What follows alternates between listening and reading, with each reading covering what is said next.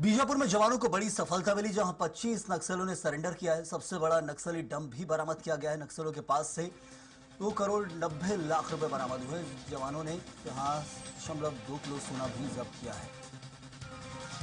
बीजापुर में जवानों को जो बड़ी सफलता मिली है, 25 नक्सलियों ने सरेंडर किया है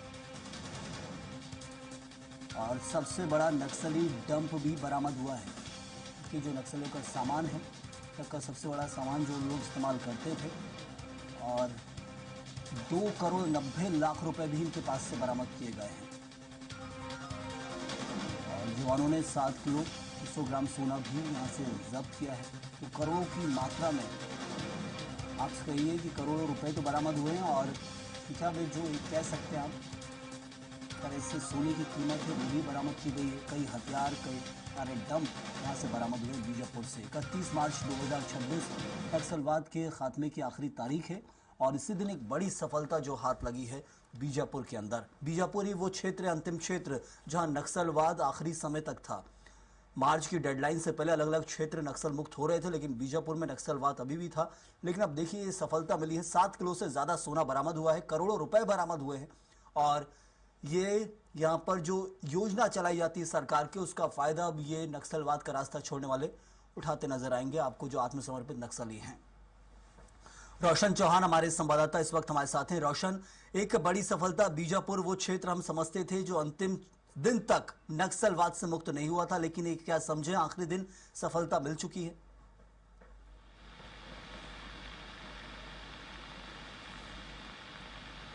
रोशन, आवाज पहुंच रही है आप तक मेरी? अभी संपर्क हो नहीं पा रहा है, कोशिश करेंगे। लेकिन आप देखिए एक बड़ी सफलता बीजापुर से जो हाथ लगी है।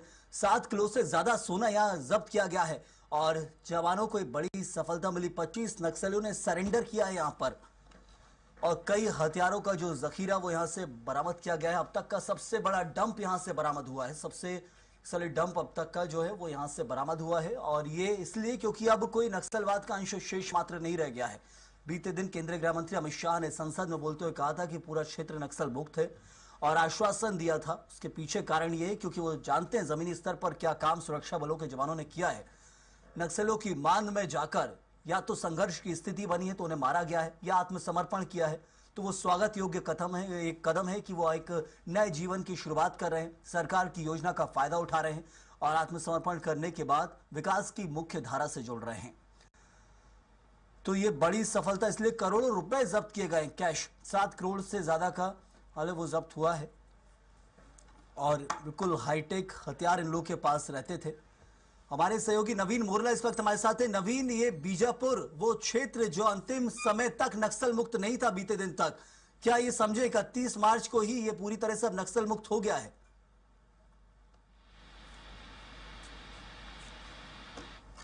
सुरक्षा बलों की और जो शासन प्रशासन की जो नीतियां थी, इसके आधार पे जो माओवादियों का जो रास्ता में निकल कर आ रहा है, जो माओवादी सरेंडर कर रहे हैं और जो मुठभेड़ में मारा गया, उस हिसाब से तो जो नक्सली है वो खत्म होने की कगार पर है पूरी तरह। और आज का जो था नक्सलियों का, जिसमें 1 करोड़ 47 लाख रुपए के 25 माओवादी जो है वो आत्मसमर्पण किए, जिसमें 12 महिला माओवादी भी शामिल है, जिसमें 3 DVCM और 7 बटालियन और PLG जो माओवादी केडर है ये शामिल है। 6 ACM और 5 पार्टी सदस्य और 4 CPM से जो माओवादी हैं वो शामिल है।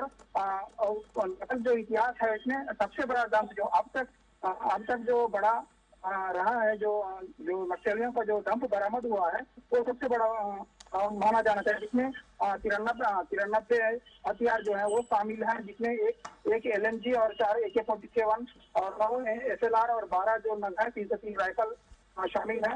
और जो नगद राशि है तकरीबन 2.9 करोड़ का जो नगद राशि है ये बरामद किया गया है। और 7.2 किलोग्राम जो सोना है इसे भी नक्सलियों का बरामद किया जा चुका है, जो तकरीबन 11 करोड़ ये राशि बताई जा रही है। जो नक्सल इतिहास का सबसे बड़ा डंप है जो बीजापुर जिले में बरामद किया जा चुका है। जी जरूर नवीन, बहुत धन्यवाद आपका। तो एक बड़ी सफलता इस क्षेत्र के अंदर, और ये पूरी क्षेत्र अब आप ये कह सकते हैं नक्सल मुक्त है। आम जनजीवन के लिए अभी यह सुलभ हो चुका है, क्योंकि आम लोग भी इस रास्तों से नहीं गुजर सकते थे जहां नक्सली अपना गढ़ बनाकर बैठे थे, लेकिन अब पूरी तरह से आत्मसमर्पण।